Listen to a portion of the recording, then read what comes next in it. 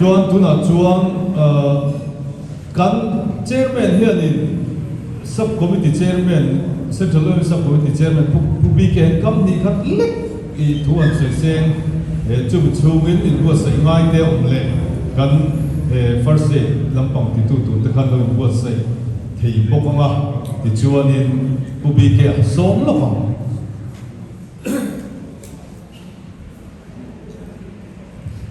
chairman kalau mai jadi nak ka kan senior puan tu tak tak kan saya kan alo thin na tu ra ha chon appointment number 1 ha chon impact kan ni ya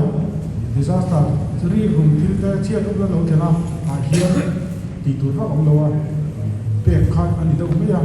ran sila kan ti te here ni wa ti ni tai la kan that in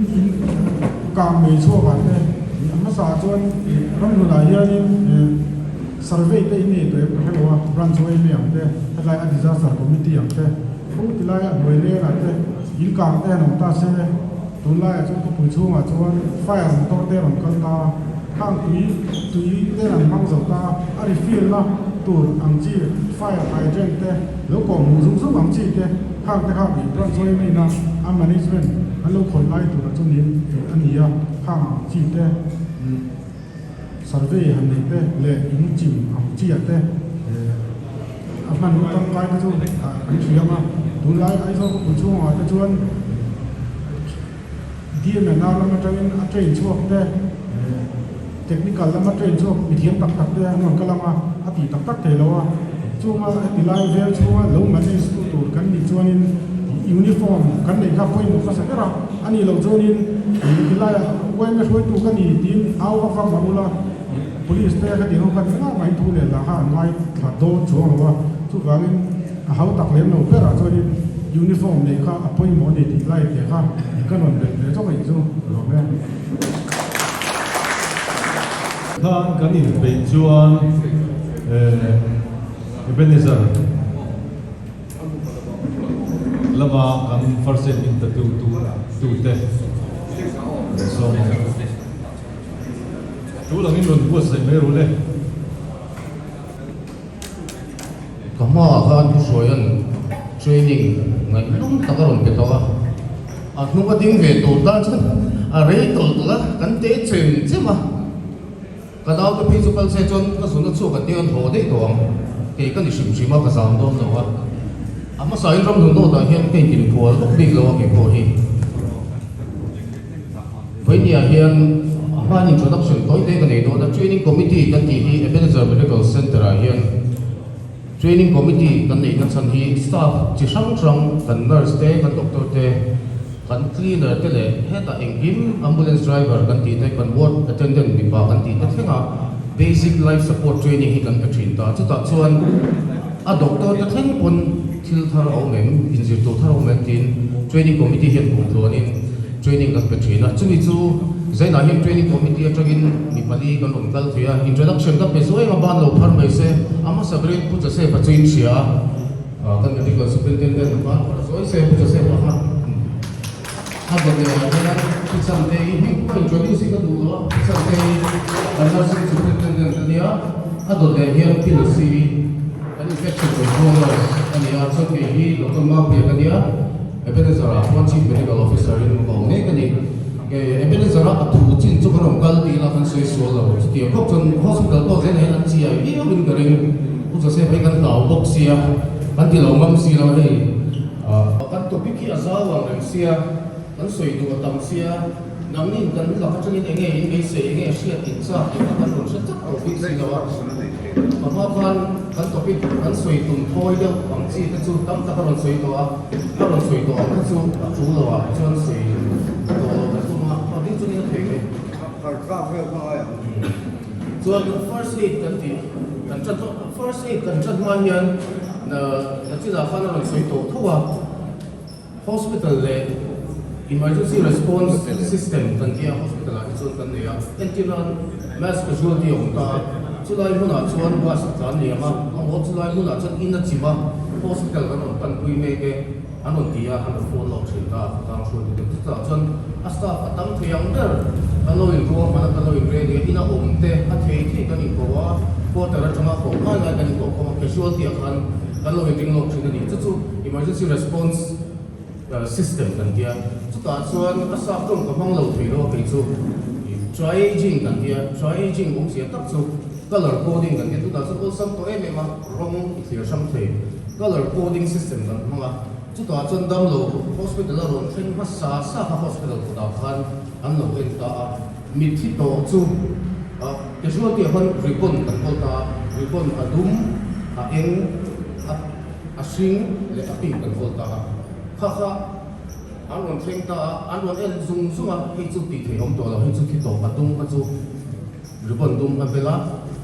มิที่ด่านตัวมุ่งรวมมันอันนั้นก็คุยมาจนจุดด่านจุด color coding นี่อันหัวหน้าโพสต์ส่งตัวเดียวที่ตักกินให้ทีนี้เรามารับสักหลังที่จุดกันentry นะกันถูกทีนะ paramedics train paramedics นะอันที่เนี่ยมาAbuna doktor le nurse ang tuktek toin dam lawan boy pi ha su su thei ni mizoro ma chu paramedics ban nei lawa abuna boy pui tu chu kan boy ve ko mai ve ni china ata ta khan ve na gen ta kan bi khum ve la mani khat training ve le ya han soi chu kha cha ko me ya indu chu min la so mu la chu training system chu apoi mo na em chu dam lo kha abuna khan a serious da in do kham an thia khan me chu ta chuan anh sẽ là abel thì là all some thiang đó nên anh cũng đã ở bên cái anh đã hay a serious hay khởi mal mai hay oti lu mal mai anh thì ông chỉ có cho asen anh bel hoa à red room anh thì anh nói hay này cho cái đó anh team hồi đó nó gọi cứ xuống xuống mà trên cho hay cho apel về nên cho hay cho phút thắc cái tiệm chỉ cái cho a serious nó chỉ anh vậy anh bel là waiting area lo các tiếng cho han thì tin mà đi là mà có કોઈ mới mà phát hiện thielo ko pro omlaya helai nula hi kamal hi kalum na ati pil dio ke so dressing chap do te khong me china so lai so triaging hi medical community a chon kan phang se me ma ni tina emergency ron dan lu ron tu lu kan ti ho te ko en triaging system kan hanga chu mi na tum ber so dam lo te an serious dan in do da lo clear pat ta chu mi identify thina na rong lang sa tak an ma ni pu ti kha chu kan triaging system ti kha toi te kan soi nga la first aid kan ti hian a huam sa ang renga kan kal zum su nga ki ma ni na kan lo ni kha be dan chuan a hi chu accident na huna ten kala amo in chima te lei ni na ten kala chung huna chuan an tang kai pui ang a helam pang hi tiang khan kan rin da ni kan lo siam rem ve a first aid kan ti hian a pasabera chuan machine hi na bang ni ka thingai lo hi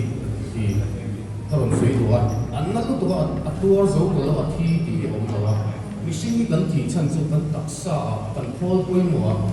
kan hiam khan person a si lo wangin kan bi te a chare o wangin an oxygen te an do turan an do pe wangin machine ya a ko le na yan an thi pui chel ni ti kha karon sui duwa chu ta chuan a lang sar per chu pu te pon kan share te chu leading kan te chuwa ki pu kan ti te pon a se kem chu leading kan ti hi chin din kan chana medical la chuan a pakhat zawk chu visible a lang thei a thi ho ho a chiam em em ani ka visible leading kan ti chu nia chuan ta to tia hon soi tel kan tum chu concealed leading lang si lo mi zo chama kan soi thiam lan chuan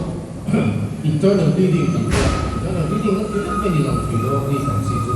in lang thei ni ya lu kan ti ko internal kan ti ka hom sia chuan an mu thei si lo leading on si ha midang song aya boy pui ma sak ngai le hospital then sak ngai ai chin ti kha conceal leading a ro soi lu sin ni a chu ti chu ai ti ke kan shia thiam a ma sabera chuan whole peripheries ka te sa chu kan thong lo thi lo an put more an ke bo te a vo nei ni foi kon mar pu ko chu thei bang lo ti kha lo vo thara dang le a chuan cold sweat ka ti medical a chu kan ngai pui mo he me ma so ye chu ai khan i lum uk khan luam pu mang khan ni lo dam lo serious a chuan vo taxi ha tak khan de ke no le tak khan thing khan ha vo te to khati ani to chuan kan mishing taksa hi ka lo pui ko ke na sim ni amma le ma ni hen alarm trigger system hi lo ma dam lo han em ma soi thi lo ma se a taksa khan a sha thiam tu he na chuan he ka thime ka ni boy pui ka ma to me ti signal ka machine taksa hian นี่เขาเชื่อว่าอย่างคนที่โดนนี่จุดการส่วน all peripheries ตักสมองบนเต็กกันตีเตะสันนิษฐานเต็กกันตีสีเดียวไว้ไม่ไม่มาเปลือกกันตีจูสับตรงส่วนเปลตีจูเปลกันตีดางสับตรงมากันเสียเทียมกันส่วนนี้เปลือกกันตีจูอารมณ์ดางตุกกันตีจีบูเสียบางตุกกันตีจีฟังเปลือกกันตีจูไม่ก็ส่วนสิ่งที่สักตะกับไปส่วนอัลตราส่วนดังโลเชียดนะครับอัลโลตัวไว้อัลโลจงไว้ตัวโซ่ในโซ่ก็คันผมเสียในช่างตัวเสียอัชนาที่ไปส่วนมาชตัวเรานี่โซ่ยังว่าหันสีเปลคนดังโลคันน้าโคชตัวเราน้าโคชตัวเราเขาก็เชียดตัวเรานี่ไปส่วนดังโลคันซีเรียสตัวมันนี่จู่ๆคนซีลดิ้งหูเทแล้วว่าตัดสักช่วงเรื่องดิ้งของส่วนเฮงที่อารมณ์นั้นส่วนนั้นนี่เทดีค่ะก็เราสวยแล้วก็สวยสูงสมาหุ่นอะไรเหล่านั้นจนอันนี้เลยหลังเทียที่พูดจะเองที่ไงต้องบ่อยคุยอย่างเทียให้รู้ดีละอันหลังเทียที่จะมาอาร์สโลว่าคุยอย่างนี้มันมาสับเวลาส่วนอันหลังเทียดูส่วนนูล่าโคอีดูล่าแต่อีหูสับก็จะอีหีมาไม่เนี่ยสู้เกี่ยวมาใช่ไหมสู้เหรอเทียอีหีมาไม่เนี่ยถ้าเตียงที่มันให้ first aid ที่จู่อีนูล่าสังกัดอีกการในเรื่องสวยฝีละเสียงไม่ได้แต่ trading เป็นนะช่องสกัดเป็นตัวน่าไปผสมไม่เสียละวันนี้ช่วงประมาณที่จะหันชุดเทียมโซ่ก็มาตีไม่ถูกเนี่ยที่จู่ๆ expose วันนี้ดำโลค่ะอัดผมโน้ตเนี่ยค่อยไล่จังคันหมู่ที่เราไล่จังยิ่งที่ชั่วผมเทียมกี่เด้อันเอ็นข้าไม่มาที่เราคันเราเชื่อมันดีสักที่นั่นนี่ก็ได้อะมอเตอร์จ่ายเยอะมากมันอะไรมันเลยป่วยไม่ใช่ปะAdam lo ha Adam bet ko boxia ICU alu lu tama ti he me ma da le gate ta ka ru ve lo hospital ro sema Adam lo ban han pen dara ban han ti ve ta so to atu kuma hian bok za ho tak ma hi lo nei ma internal bleeding nei ya si lo kan Adam lo kan helai atu kuma tong re mo kan HB6 kan ro them te bi example kan ke lo kan isu so bang chen dam lo kha in le ka khoi la chang e bleeding hi op hu na thi tling wo chuan a thi ni di kha chiang em em ani lang chi pa ko om chu kan tu thi lo kha tiang de kan thi om chuan bleeding om ani a bleeding na lai a ison don chuan a chu chuan a thum mo zong zong te ko i geu da ka ni di ha ron soi lo a chu kan identify thei la ni kan share thei dan direct pressure hi kan tia direct pressure chu ai ino demonstrate pa noวันที่น่าอันเล็กมากอารมณ์หลังพวกก็มาที่จู่สายเทียมเอาวางไล่เสียงโดยสายกันสายกันเองเนี่ยก็รับที่อันเรา demonstrate มาสมมติว่า also โดย direct pressure จู่ bleeding นั่นไล่กันหูเทียมหลังกันอันนั้นเทียมกันเป็นตัวอีเวนต์สลับกันปวดเทียมที่ในตัวเรา hospital เทียมละมันเทียมที่จะได้เสียแล้วโรมาลีเนี่ยที่ชาที่เนี่ยที่ชาพูดไปแล้วข้ากันมุนาคันที่นั่นโอ้ยลูกศิษย์เนี่ยเรา demonstrate อันนั้นเทียมกันเป็นตัวเนี่ยมินิสองมาจากมินิสองทุ่มครึ่งเป็นตัวนี้มินิงานแบบนั้นตัวที่เราเรียนเป็นตัวก็ตัวมินิสองทุ่มตั้งเป็นตัวนี้นั่นเป็นสิ่งที่ส่วนอัน next step อาจจะ elevation ว่าประเทศเราอาจจะมีตัวสร้างละนั่นเป็นตัวฟังว่านั่นมีส่วนอันนี้ที่อีกจะต้องวิแบบส่วนต่างลุงปั้มกันตัดสกอปั้มอักสู้หรือเอาไปหมดแบบส่วนลุงมาเดียวกันลุงไม่สร้างเอาทำไมทำไมapa ni soal apa kan soal sama elevation pressure kan so yang sih apa yang lama ni soal apa tu kau kan soal sama ni tapi nak ada orang yang saya pressure point kan tidak pressure point kan ini tu soi tui bak ketum lawa hai tu machine tak sebut bungsang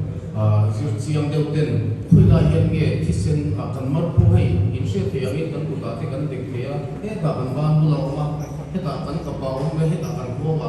pon la ta ka mar pu lian kal gong kan ti mai ha khang kha bleeding hong ko in ke pu the ta pressure point ale mar on la ma kan so yang sprinting kan ti ve tu roi su ru tiak ke lo te la chung te pe chu ru ka lo no la kha ho wa khan ru tiak ki a poi na em em chu bil ta bin ru tiak ma tiak ka so ni ru tiak ka siam tu ka se pe ho siam tam chuan so in ti che ka lo wa khan ha ru tiak ka ti sen za a thai so ni chuan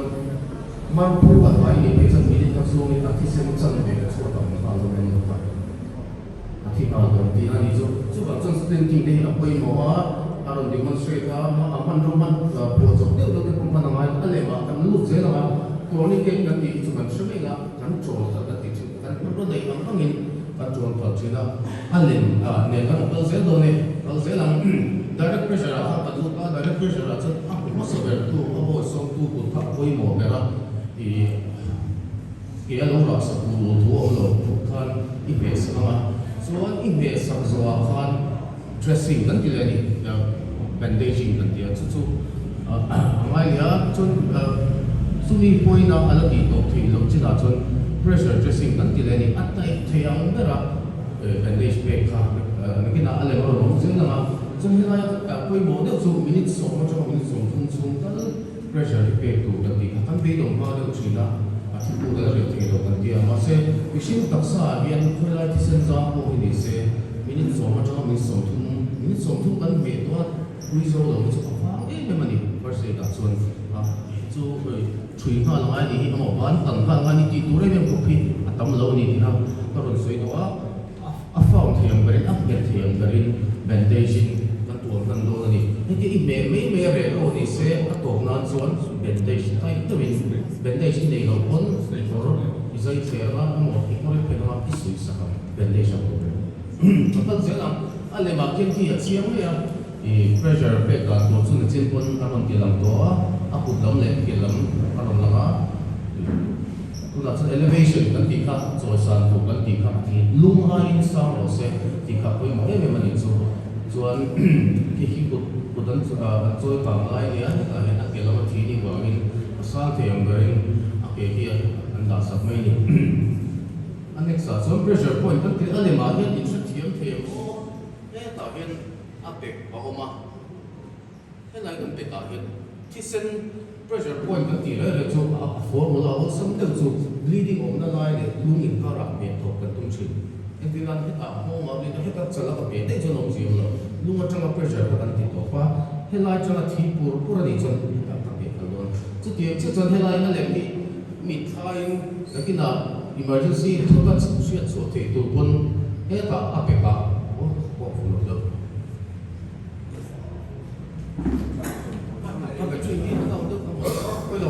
ada makin ni saving keringa, heka beka apa, orang ni sebenarnya cakap memang mana hande nak terpon manga, jadi nak sakit event kan di itu medical milo kan sedih heka lo, heka malu lah orang ni jadi heka BP kan innalai, BP kan cek nalai markum nalai, bukan ni BP nalai kan biar deh ya, so kita macam tu soal ini heka malu cantik raya lah oma, hanita mahu nak kita alo ko ko mayang lo lo ha tak sakin ngai zo na thei thau ne chuan a thang do I khu chunga khan pressure point hi ale ma chang gen mu thei ring pressure point na om le ya a to ma chon he ta ma le pula om le ta ni ka ki me pula om le ta ni he hi kan pressure point chang chu ni a tang wa ha ke chu har ma se a tum her chu khatia bandage te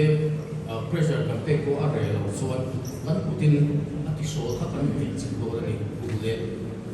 ที่เส้นจามข้าหัวท่านสุดเด็กคุยกันตัวมันดีที่ฮันที่ก็เป็นกันเป็นจีน่าที่มีนิสมทุ่มสูงมาเป็นนี่มาเซ่ให้เกี่ยวกั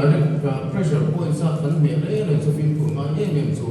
มินิสมบางอันนั้น release ตัวให้ตาเห็น15 minutes อาจารย์จู่อีกจากเรื่องตุกจนที่เส้นนั้นเรามาต่อว่าส่วนอากุมัวไปไงอากุมัวไปไงตั้งแต่ว่าอีส่วนนี้ leading เราตัวคนนี้บนมินิสมบางอันที่เส้นกันจนมีตัวทัดกันเป็นมีตัวทัดi release no pang dia minutes so no da na kan release mai thoni kan pal se lang chun spending kan ti chu soi tong khan ru triak te to ram lo to triak te yom me chila ha mo pa che lo nan khan ru triak mo sia mina ti so la thai sa be lo nan te ti sin za a thai sa lo nan te ya moi mo de chu na kan be kan se ka sa te a ti cha lo nan spending hian atira atiyamaya serious wa kong ui se ui lo nan sprinting hin poi mo he bani dikha ta chuan newspaper te kon hong thea le khabu te ko man te he ta ko thing na ro ma chi ton ta lo kon se ta ko ko wa te ko man the te ba blanket te kon ma so ko te khan thil khong lam pang su sin ka zo kha che lo nan man the te ni to ni ke gan ti chu kan sia a cho มีโซ่จงจนกันโจนขันชินกันเองกันเนี่ยที่โตเป็นทีนั้นสกัดกันกันโจนไม่ใช่นั่นที่นั่นเลยมาเห็นเสียงไม่งะที่เขียนมาสุดอะไรจนอามาลุยโจนขละการเห็นอาวันกุลาโจนขละที่เขียนเห็นตะโกนมาลุยapoi mo em zum helai a hen karot tin lan tel to busan ka pen no hanga he ka hen thing hong thong ni e ga ma sui tak po kan han sui tak hi a cheng e ni chena chu ba chu han ni chen an chuwa thing an da an her he na nan hong ni chu ta kha leading control a hen i thil thar ema yang ema pon he mi sky ka siam la ya thil ka she chu thar ani a her the ka chang ka e ma her na chu eng ko i pen po i bang thei fian po i bang thei hel se po i bang theiถ้าฟังอันนี้ถ้าเราจะเก็บหุ้นพวกของเด็กสิ่งเดียวว่าเก็บหุ้นพวกเดียวเราเข้ามาเป็นส่วน leading control คุยพวกนี้มาส่วนส่วนตัวนี้เกี่ยกันดีคุยพวกนี้มาอะไรใต้นั่นเสียงจบเทียมจะจ้างกันเชื่อที่คุยพวกนี้มาเนี่ยเราจะเจอนะมินส่งของเราละลูกสวยงามโอ้มินส่งของเราละลูกสวยงามมาเสียที่นั่งก็สวยตรงขั้นพูดบุ้งเก็บบุ้งก็จะจนอามาฉันแล้วมาเสียให้กับ leading องค์สีจิกตัวสีให้กับหัวลมของฉันทางนี้เสียจนมินิส่งของเราละ release อะไรกันส่วนรูที่ fracture รูที่ก็จะเป็นอะไรสักแล้วรูที่สุกันป่วยปุยมาอินมาสักการะส่วน leading กันที่ตรงเลยเพราะทำไม leading ที่ตรงด้าน step ช่างกันสวยตัว leading กันตัวเฟลตัวหัวส่วนอาเจียนเราเทียนนี่เราตัวเรากันเสียงเรื่องคุยหมดแล้วจู่ๆ immobilization กันเดียวจู่อีตัวจนสปรินกันของเชนนั่นจะน่าอะไรกันวันที่นั่นนั่นกันปวดสมเด็จตัวคนสปรินก็อามันเทีย high spec ที่อาจารย์ไฟเวนไอ้เนี่ยจู่ emergency อาจารย์อามุนาคันวอดเกอร์เนี่ยกันเสียนั่นจะสร้างที่ติดจมูกนะน่าค่ะอาจุลบไปเทียจู่ๆ high spec ที่ก็รอนสวยสาวจู่ high spec เนี่ยตุยลุ่มอามันนั่นที่กันเชื่อปวดชินะมิโซเทีย high spec ที่อาป่วยหมดแล้วเนี่ยจู่ฟูม swelling ลงมาเป็นตัว control นั่นอาป่วยหมดเลยเนี่ยจู่ pain control กันที่อันนั้นที่ตกนะครับอามุนาเห็นไม่กระชุ่มนี่ไรก็ส่วนไอ้ emergency เมียทุกเมียอันนั้นจากโน้ตสันเดียmorphine กันดูอันนั้นที่มองไม่ชิมใช่ไหมเองท่านมีที่อะไรcancer patient สมมติเนี่ย accident อันนั้นละโชคดีแล้วนั่นที่พวกเสียหุ่นนั่นจีบกันดูนั่นที่ข้าเตะข้ามาข้ามาคันที่ accident เลยเลี้ยงตัวเราจน ice pack จนขายไม่เหมือนจู่เอาโฟชัดอ่ะน่าที่จมูกจนน่าขับกันรู้แบบที่นี่ pain relief กันอามุนเนี่ยมันจังหวะนี้อันลุ่มเวทุกตุยลุ่มเวทุกเนี่ยเราไอ้ส่วนอัดโหดานแต่ว่าตุยลุ่มยันกันที่เส้นสามีอัดที่ฟาร์เวทุกตาที่เส้นกัลช์อามาไอ้กันที่เส้นกัลช์ดูอีกเสียมาจุดการตักส่วนตุยลุ่มเดอาจารย์ฝ่ายกันจู่อัดเลี้ยงอัดที่ชวนอะไรเลยอัดทุกปาเต้ที่เส้นกัลช์ตาลายมันที่เส้นขันออโตเมติกการตักสะโพกมาฮีลิ่งเสียที่นั่นขันที่เส้นจำกันที่ว่าใช่ไหมจู่ตุยลุ่มเนี่ยตุยหมดถ้าเบสิกตัวเองก็ช่วยนี่ส่วนให้สปรินต์เสียมดันเต้นี่ที่อะไรมันจะเป็นจันจิบุห้องเต้แมกกาซีนห้องเต้บนสปรินต์ที่เสียมบนพวกเท่นี่ให้ไอ้เห็นเลยข้าคงเต้พวกคงเสียอะไรเต็มรู้มั้ยมิเนอรัลวอเตอร์บอตล์เต้พวกให้หันรับเทปแล้วเราคงช้ามันเทปไม่กันนี่มาอยู่บนบอกเต้พวกฮะส่วนกับการสงสัยว่า unconscious patient ดำเหล่านี้เขาเชื่อเหล่านี้พุทธะเองที่เนี่ยอีโดนมามีเด็กสู้อันหาเรื่องอัธยาจีไอเดียวที่สู้กันในหมดเดี๋ยวนี้เราจะหันชะโดนข้างที่สู้อีบ่อยไปที่ bleeding อีตกโดนส่วนอันนี้ก็สู้สีระหาตั้งแต่กินอีชุดเดียวที่รูปเกี่ยวกับพวกอาจารย์ตัวเราเห็นว่าสู้หาตั้งแต่เป็นอีเราเดียวที่มันโหดซะเขาสู้ unconscious patient กันที่ดำเหล่านี้เขาเชื่อเหล่ากันเนี่ยมีเจ้าจงเห็นอันสวยดีเหล่าอันสวยเหล่านี้อดีตเหล่าอาเบียที่ตกเหล่าอาเบียที่เรื่องที่ตัวนั้นแบบนี้มาเสียสามที่เลยที่กันดำเลยนะสามที่ responsive สับจงเห็นเราด่าโมยไม่มา responsiveness response ที่เจมที่ค่ะอีโซนตัวช่วยกันดำเราค่ะ response ที่เจมสุดท้ายตัดส่วนมิโซอีนะเห็นกันเราก็ตัวกันเลยปวดวิเวดันที่สุดต้องเสียร้านนี้เขาเชื่อเราหมดที่ปัตโต้เป็นที่เราสวยแต่ว่าฉันเองเรื่องเชื่อชาติก็จะเราเป็นขนาดอาจารย์นี่ก็จะมีบุญปวดตัวเราเนี่ยก็จะมีบุญทั้งนั้นปวดอาจารย์นี่จีนเราบัดเจ้าอาจารย์นี่ kita ran lo muam clear mo hang song song kha tu na chuan ko vel chang kang to hang kal san thei do ni check for responsiveness ta hian apoi mo em chu dam lo da ra kha i ve la mingin abeng bula iko aming sia lo pun kapi kapu kapi sia the ko chong sia kan ti chin hei dom na bi chan dam lo kha ching bok lon kan lo kala i lei choro ti te hi apoi mo em ma tak sa che the lo pun dam lo kha chan alei kal kha chu ati che the chi ni kapu voi thu man zo te ti ngo chin ni lo do ron zo lo so kha chu wang chon a chau ber lai pun a control te chu alei hi a control te chi na imi than khap te imi than ming te kan ti te hi apoi mo em men chu dam lo kha a response thei chen ti isia tu chu ibia ka sia em ti kha responsiveness a chon apoi mo ni chu a do te a chon dam lo responsiveness ka china hi a flow cha dang doi la kala dam lo hi dikina airway kan ti te breathing kan ti te lu chen na helai le ni ap chang ma ge mi ma ka sia ta chu helai a ka le a mar bula a thori le zunga chala hi in mi tha lo da la ka do a do le a chuan mar pui a put mora chuan mar na chu kan dek thiam ta puya kan han te china ma se dam lo hi an serious tak tak to chuan dam an mar po dam doi la ko kan feel thi to bang lo kan khoi kan sia thi to bang lo hi tam e mani chu mi hona chuan lung kai thiam mera pon la ma mar po mi chu lai kan po bul hi nia ke ta hian o ke ta hian ro ko ta chan mi ni na kina alem chiang zo ro do ma i chian te bu la ni kan koi tu lai lai ti sol kal sa fu kai mo kami pula khan o na kina alem chiang zo ro na do na chu chu khoi ang ge mari de do ti is lung tai bera i de thei na mon also sin na no ti do chen ni chuan dam lo kha ni ko se lo re re ala dam lo ki ni a chu chi din ka thena dam lo lung po ong ko lo number 1 serious bera dia lung ko tok to ania number 2 chon dam lo lung pu lo si ma se ma ni tho to lo ati ta chu reading asa to chon ka ti me ta chu chi din ka chen ni chu ta chuan dam lo mar pu a ma dam lo kha a thong e thalo mar pu ong chuan ala lung ani ti shi ta ta chuan an next step i chu dam lo a thong e thalo ti ka ti na lai ta chu ni sia the na to sam ber chu a ma ni a papula i peng ni su to ai su mai tha kha lai ta tin mi sing kan tho pa ra na ni bo ro ka che a i bia ba khan bo ro che ong chuan i feel do ni i du ta i peng wala ro kun ser ser is a choi choi a kan lai kan a ro tho chen chin mai do ni chu breathing also ne me mani breathing kan check dan chu ba ka chi ong lo a dang le chan helai le ma hian helai fa hi a thiam re a o ma enani i patan chuan thil thar ni lo o mi chu kan nen tla pi lo do a ti ra chen mishing kan thok chuan kan o ma chu chi le ni o chen ni le mishing ya thok thei ni lo chan chu kan chuak om na lai chu kan o ma ni chu wang chuan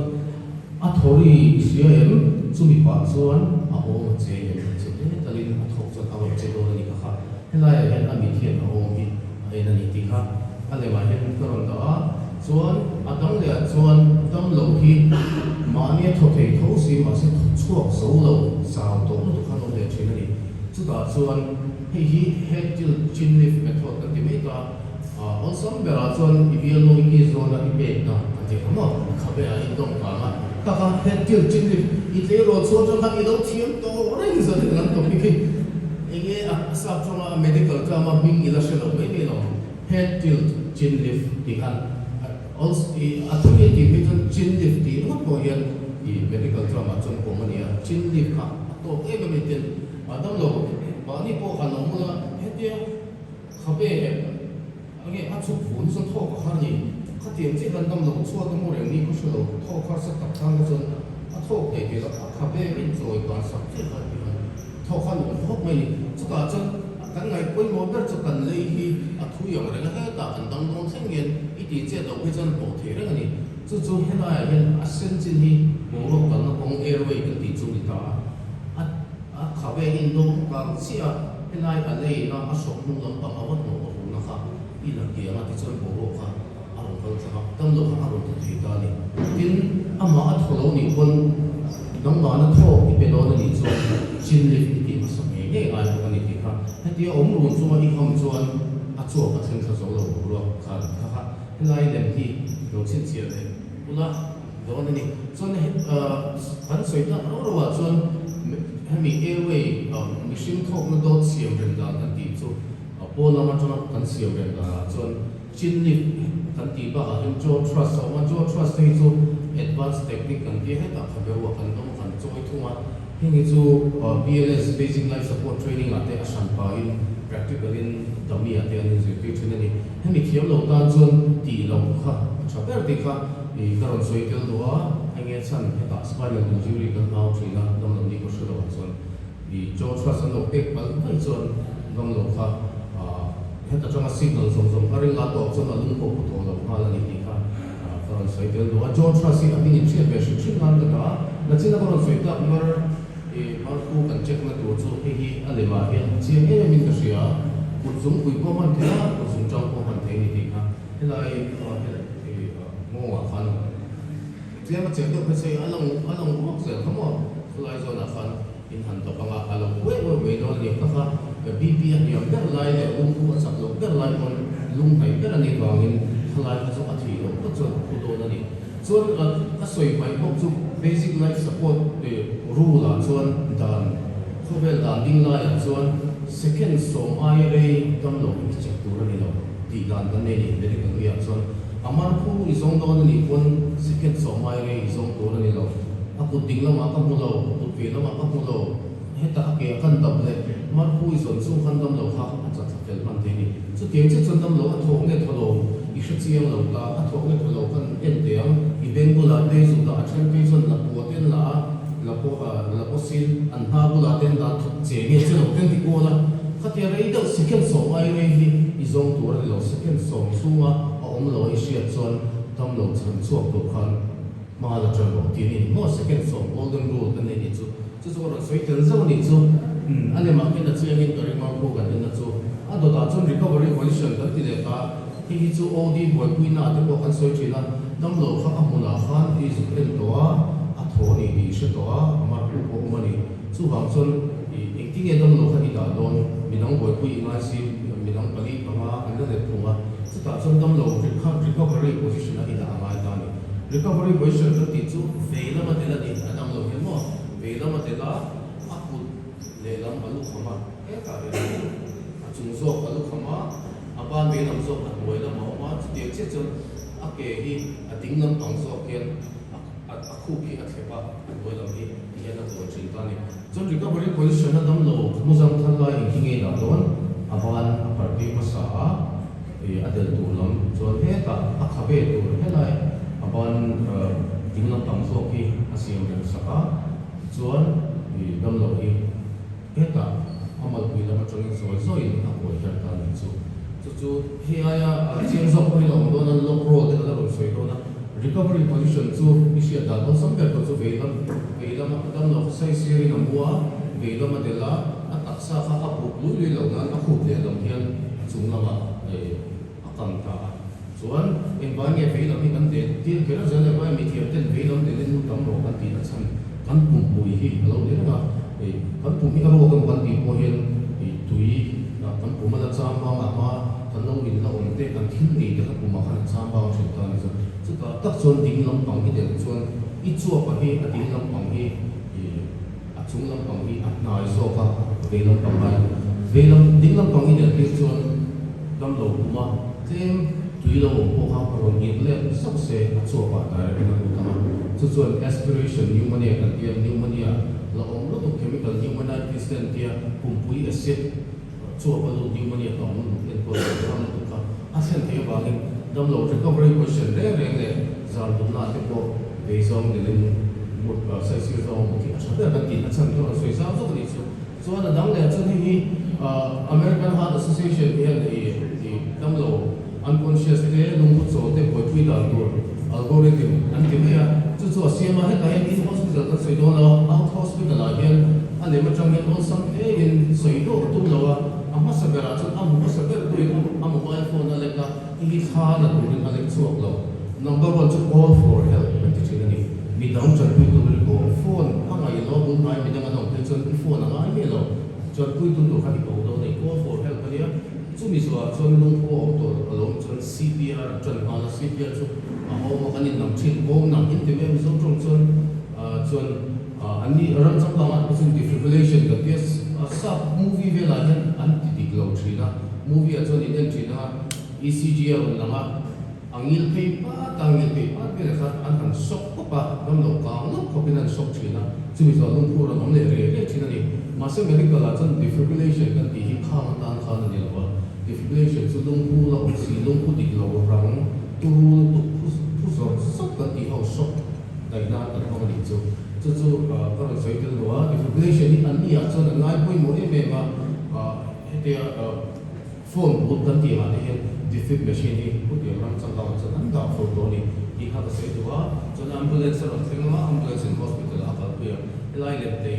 họ sẽ về mấy đồ này chú khơi áo một tên lối xịt vào ta thì 2020 American Heart Association in update này thì adam về rồi này mà sẽ thảo luận qua luôn chú thì tôi là thành viên đại mấy cái này thì họ làm ta làm số CPR cái thì mình chú in sẽ nghe mà sẽ phụ lâu đâu chọn anh CRP mấy cái cái con nó chỉ là CPR là cũng đi cardio chú lung thì nó thành sẽ tốt cardio doctor cái này kia cardio này bằng một cái chú học sinh này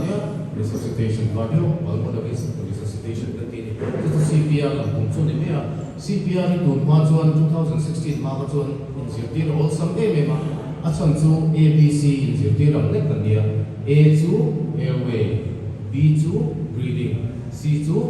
compression CPR kan ti khani mi tani amara 2016 kan khovel lungama mi khir ho kal khomin ABC hi ani to lo A hi apoi mo hasagar to lo CAB C hi apoi mo hasagar to compression apoi mo hasagar to din ka din ha kan soisau be lo ni chu no so ABC to lo gap sa ti to ni chu compression soisau ni compression to CPR kan ti to ka chest compression kan ti ati dan tu tiktak ki injected dan mo ne emergency dam lo anon suya no CPR re shaka ati no to mo nan si lo apu man lo nam ka hospital ron sen me chuan aka hi lo ki na khat me ka ne chu na thi lei jong ka ka hi lo nam le te ka insan ngai no to lo ni chu ma chun phui lai mo na CPR ti don ikut ning kin nei da don kin nei inam don ti te kha chen ai ka soi thok thok do a chan chu in soi chen ni lo se i hetiam lung pu chol thut heart attack kan ti te cardiac arrest kan ti te hi tu chung ko ko em ti khu da ko chen te ni chu training hi kan ni pe na se mem china a thiam an lo om pui mo se chu in a chama CPR an lo ti mo ta CPR an lo ti thei char char the hi chu hospital an lo thenga ta ki chan the an lo thila ni chu wa chu machine du na chan na na pui mo per chu CPR kan ti ya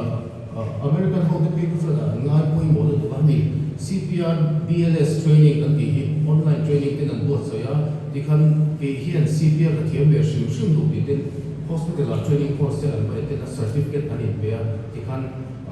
CPR thiam tu hlet an in fui na sa thila ni hemi ata na platform pui mo te chu wai me ni ka shim bo ka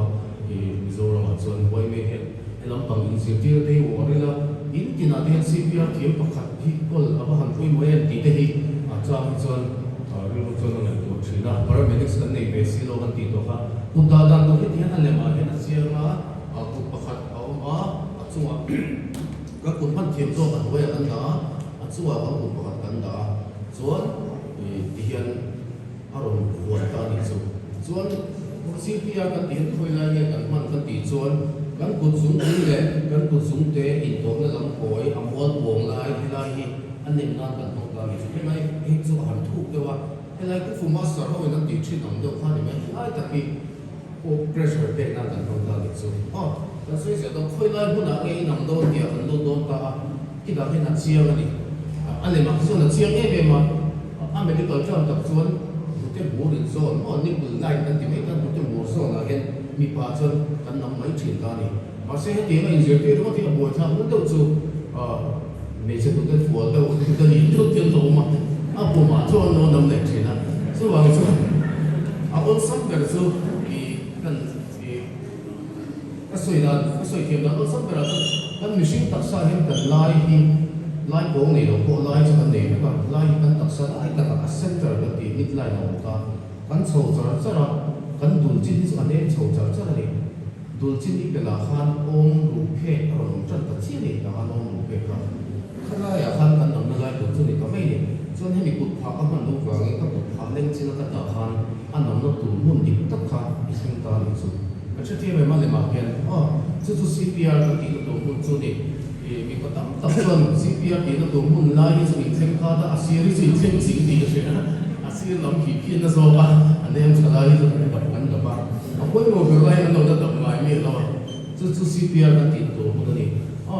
chuan pui thling ho ma no tong ho ma no se na no le pui thling ma chuan kut pa ni kan ma enge kan tum ber in chi ni ta na thu pin on kan nam for kan tum ta ni a tum ber chu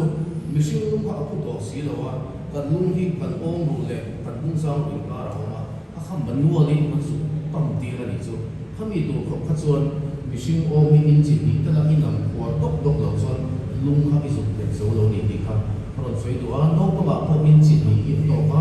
kum khat thing lo chin no sel ka ti chin a chuan in chi khat le chan be kha to ni chu chu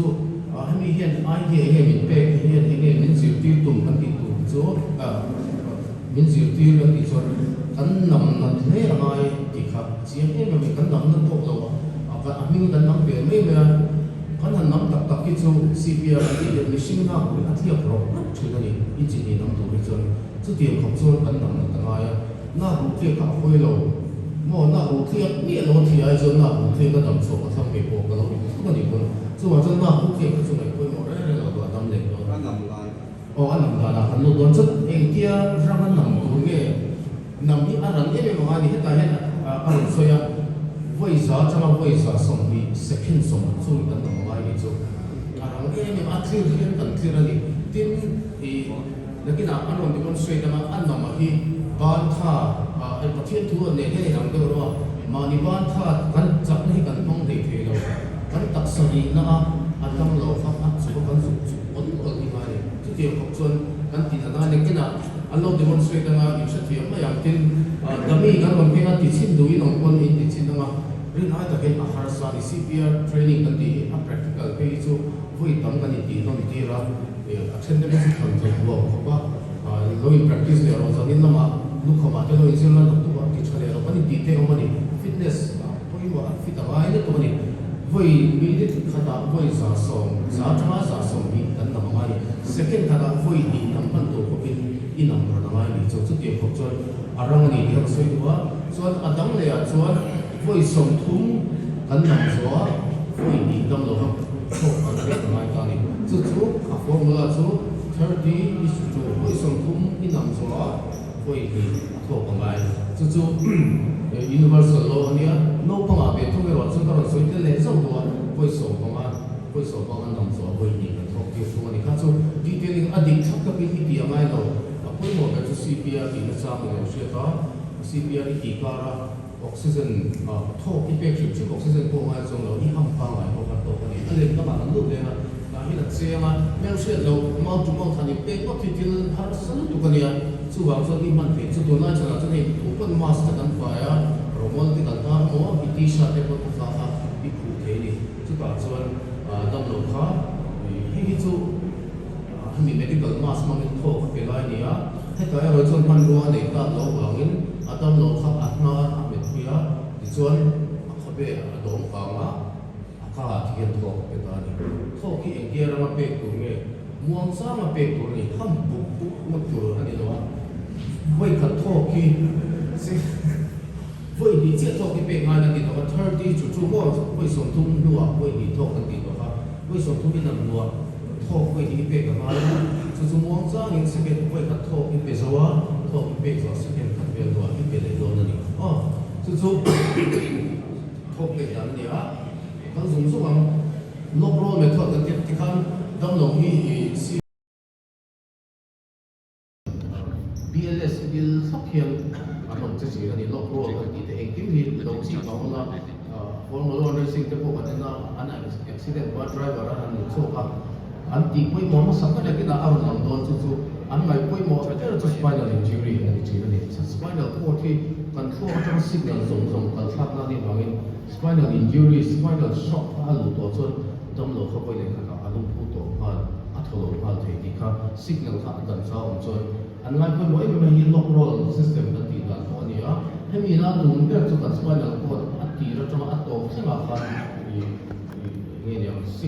spinal injury a oma a chet ve lo na kan lock roll ni an hong thina ni ni kha so ya chon heta hian stretcher lai nakina stretcher koi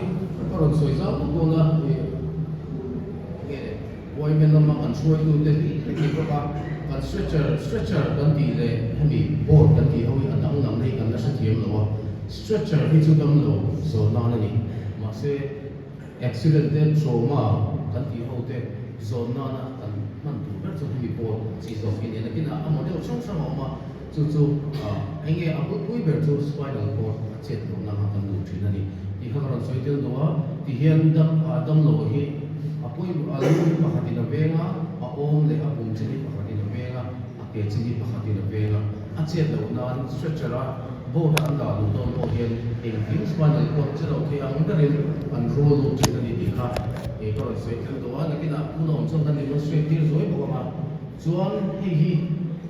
collar da china aron soi hemi pom chet do in bu than ho bi chu hei tien an ko pot pa cervical collar kan tia kha kha chu mi ring ti ma na chu he kan ma ni chu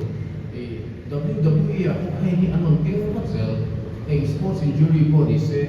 hemi Philadelphia neck collar ti hi na per shia ka kan tam ni to ko be la chan a chang pa ko mai toi ma ni lo ga NPL la lo NBA an striker khoi club me ka shlo striker a ball pen a pen no zo a in bin na atse no mai ni ta khan Philadelphia neck collar kan na ber shia ni lo stretcher mangin kan na zo nei ka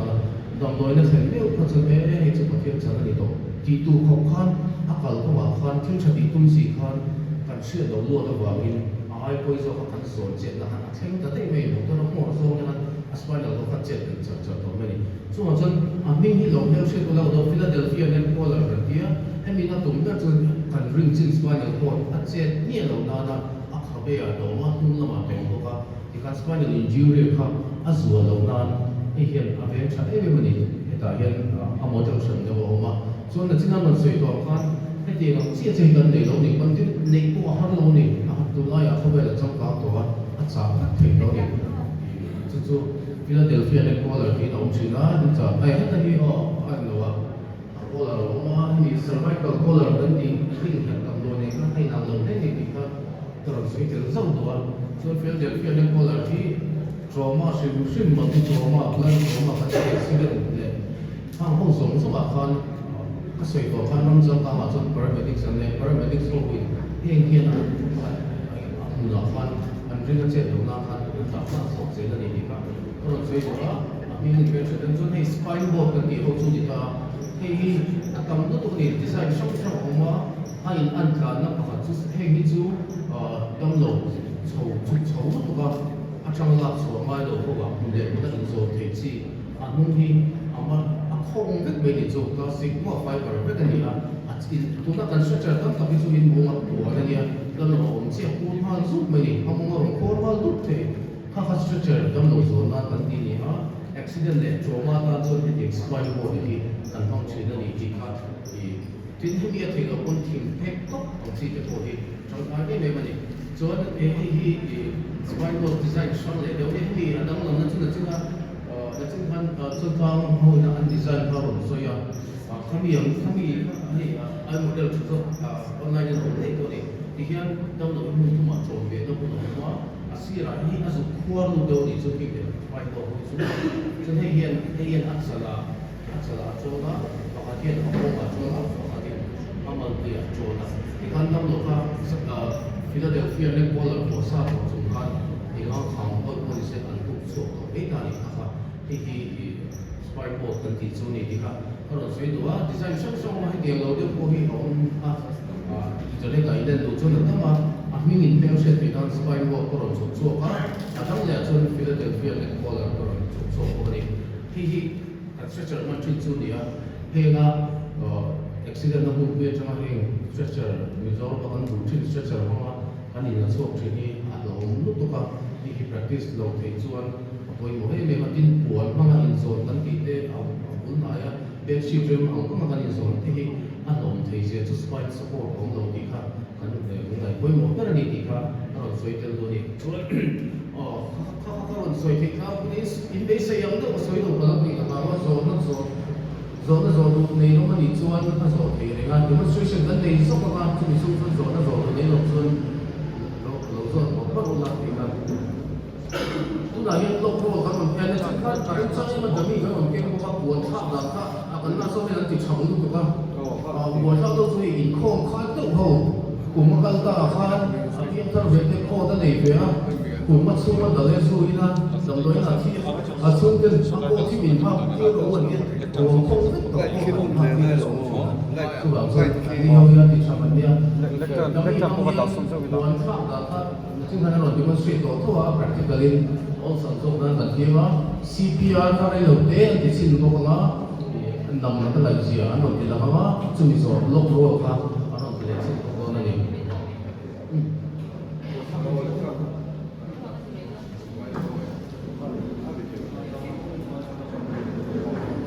อีกมุมนึงคือมันก็เชื่อม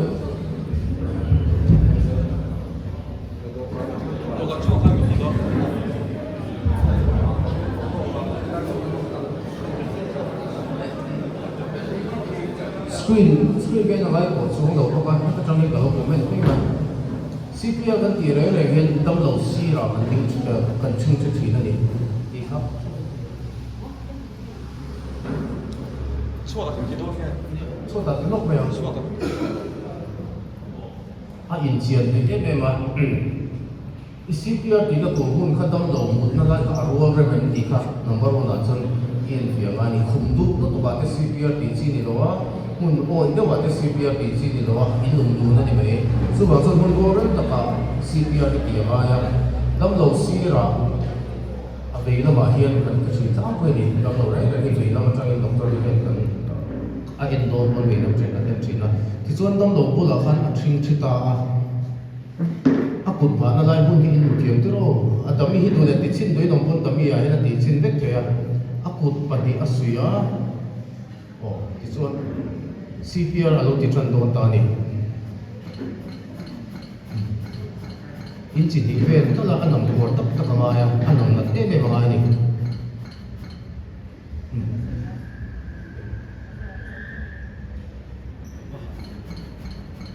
ที่อันนั้นไม่มาอ่ะมินิขนาดไม่จ่าจังหวะส่งที่สุด second ขนาดไม่หินน้ำมันตัวเขาไม่บอกยังอันนั้นไม่มาอ่ะนี่ CPR นี่ตีค่ะส่วน airway เป็นตู้เย็นไม่ส่งทุ่งอันนั้นตัวข้าเราหามันนี่มันนี่เจ้า single receiver กันเนี่ยมันนี่เจ้ากันบ่อยส่งมันนี่ส่วนไม่ส่งทุ่งอันนั้นตัวข้าเรามากันบ่เพื่อกันบ่ทำสักวันนี่ไม่ตีค่ะ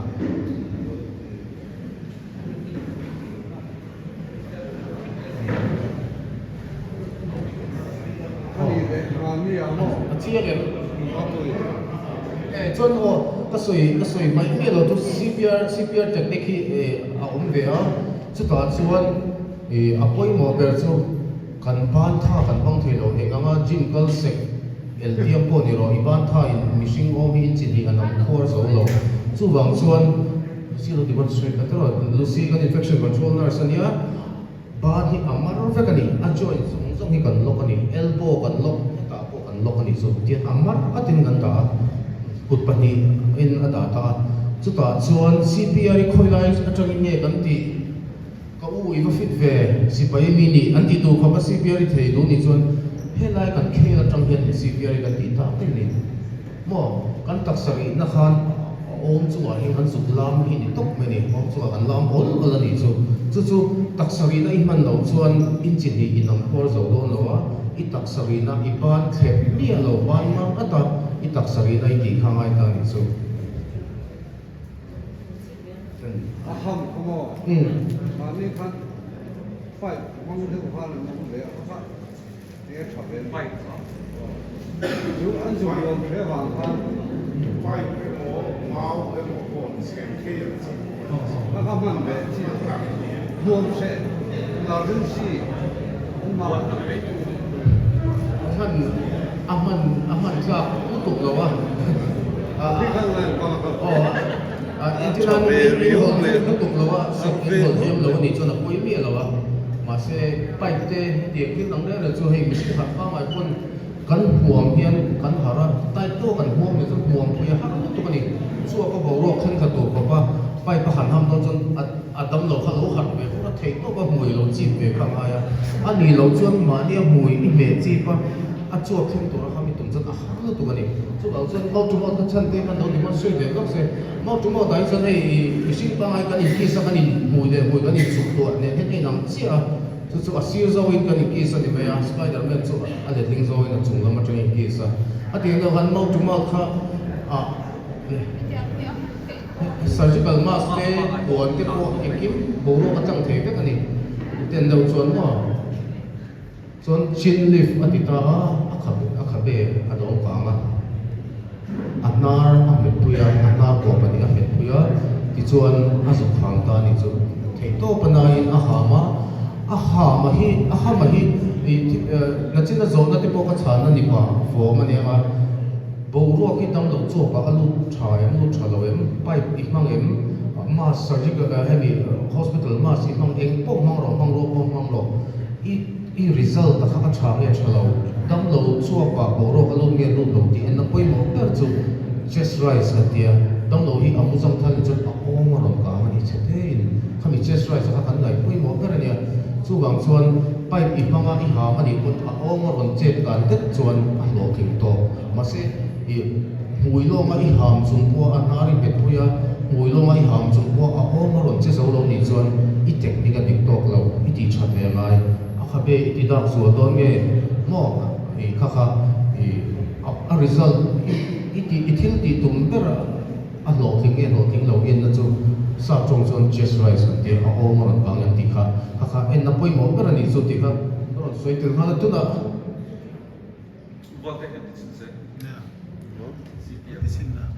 ti chin doi nom chon ro te chin te nei a mu te lo po lam si na chu nam so lo lo wa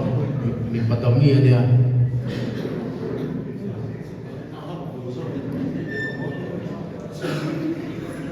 anh mà đi kim mua xe kan kini chu kan topic chu kan zo a hani a practically ki doi nom chuan program zo po kan da reng do na min lo ti pui chin te ti do ni pan he an lo en pui vek don chewa I hun kan ti rei lu tu lo dan hun kan du to ma practical ti du pon program zo hen a lo ti thei vek ani ti ka a lo en pui reng don chu ni ti ka lo sai te don ni chu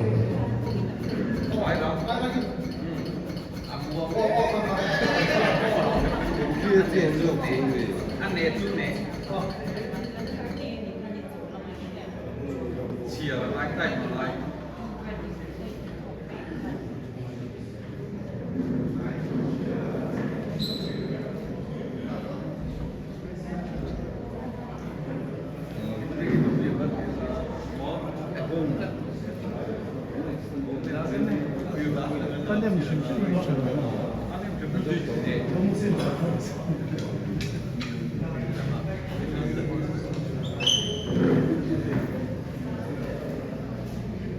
có anh nó không đợi xe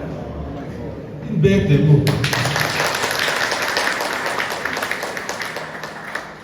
Ebenezer Medical Center staff te hetiang hi we me ang hianin dong po hi an long don mi o adong ong chun po kan ni mai thia long tak se jet ani long thu kan soi ani hetiang bok chuan disaster lampang subcommittee te po un ti ngok tak kan hong chowa tuna chuanin kan du tok don tonga kan president fu valtea lom thu soina nei turing kan somma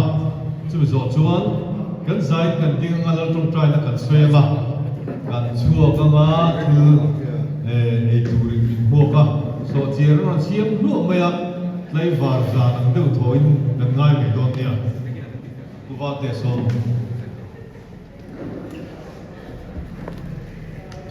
giấy thuốc các khả giấy chụp quý rồi mình khóc mày ạ với mẹ với tất cả những mong đó hết tiền phố ra thì cái này cái lắm hết biết lâu mẹ giấy chụp bằng này đó à lâu à tiệt nên bảo tao có quan trọng Central với lắm disaster subcommittee thế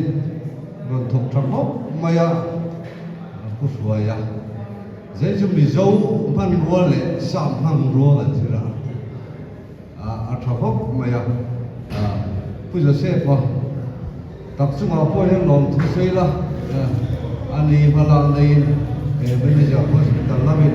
มันรู้สึกกิมเนี่ยนี่ก็ถูกชาวบ้านกันลงก็มันนี่เสียชนเว้ยเบลล์เนี่ย disaster sub committee เลยที่นี่จะรับ hospital ที่จังหวัดกันลงทุกคนเสียทีนจากนี้นะ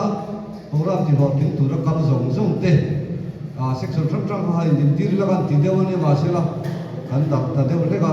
ที่โตโลไม่ละอันหลอดที่นั่นตักส่งค่ะอันนี้กันเขาช้าลงพวกแม่เราเขาส่งจังหวะรันสปริงลงทุกกันใช้เทรนนิ่งชั่วกันนี่จัดโตไหมเทรนนิ่งชั่วที่เราผู้หมายกันหลังตุ่มตีชั่วหลงเลยเรามันโดนเทรนนิ่งข้าวหมดจริงไม่รอนผลโฟมแม่ตีชั่วหลงมากเลยครับที่นี่เทรนนิ่งชั่วกันนี่โตพวกเราเรียนละคนจบที่จิมันก็กันละอันนี้เทรนนิ่งชั่วให้เราที่กันจีรักไม่มีดังสาวดูพวกแม่เนี่ยที่นี่พวกกันกันละจวนเทรนนิ่งชั่วกันนี่ตัวมันนะลงช้างกันไปเสียสันนิษฐานเทรนนิ่งนะส่งกับเทียนจาระมังเราตุรินบัวเสียกันมันจูนเล่าเป็นเทรนนิ่งชั่วกันนี่ตัวเมียวจึงลงก็ภาษาในการโปรแกรมบางตัวเต้ส่งจังหวะลองถูกันสวยนี่ตลอดไหมท่านเป็นสบายดีกันแล้วตรงใจสวยจังเลยตรงใจกัน